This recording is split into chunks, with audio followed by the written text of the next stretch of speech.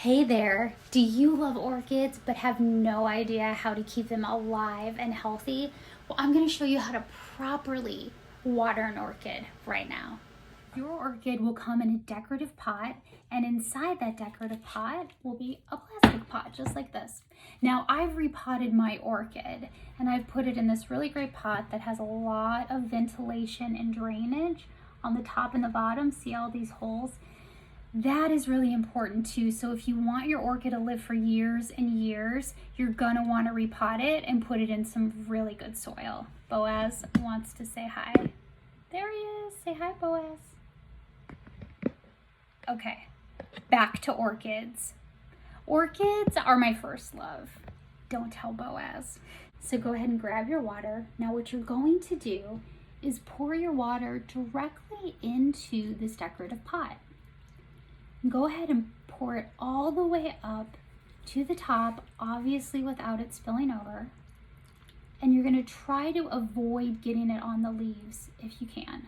Now go ahead and let your orchid just sit and just soak in all of this water. Leave it for at least 3 minutes, up to 10 minutes. Make sure you use water that is room temperature or a little warmer. These are tropical plants. They should never have ice cubes. Yes, I know they put it on the labels, but it's the worst thing you can do. I mean, like, imagine a plant that grows on a side of a tree in the middle of a jungle with warm, humid air, and you're putting ice cubes on it. No, it's not going to thrive. It will not stay alive. It will not bloom. The leaves will start to get, so definitely go ahead and use water that's room temperature or warmer. Water it once a week. Use fertilizer. I will let you know some fertilizer recipes or ideas later. Once the orchid is done soaking, what you're gonna do is lift it up and just let the water drain out. Just hold it sideways, be patient.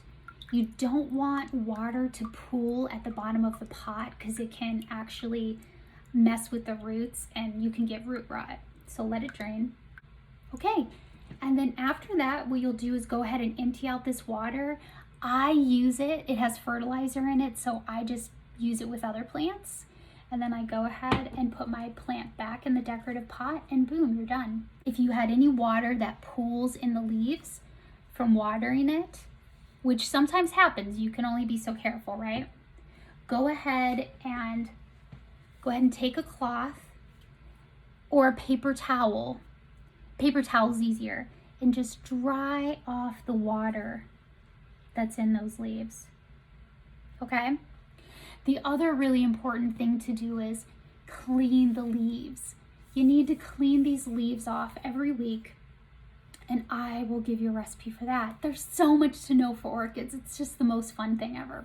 So you can take a little cotton round with some lemon juice and water, or there's so many different options, and just wipe down the front of the leaf.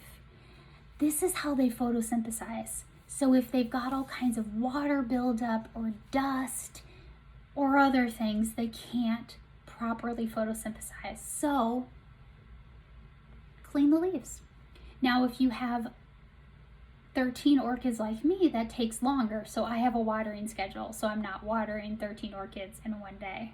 I know, but like, look how fabulous, aren't they? Oh my God, it's so great. Another great tip. If you have a humidifier that you just have in storage and use when you're sick, take it out, put it by your orchid. Orchids love the humidity in the air. They will thrive and be so much healthier if you do that. And that's how you water your orchids. And honestly, if you water them properly and stop using ice cubes, your orchids will live for years and years. I mean, honestly, I saw an orchid that was over 20 years old. They'll keep growing these wonderful new spikes and bloom again. And even when they're not blooming, I mean, these leaves, you guys. And they have all different sizes. Look at this beautiful little mini Phalaenopsis. Oh, I just love them so much. And go ahead and label them. This is so fun. Go ahead and put what color that the blooms are and give them a name. Put down when you bought it. You can put down the dates of every time it blooms so you can keep track of that. And then 10 years later, you can see how far you've come. So that's how you water an orchid like a boss. You're welcome.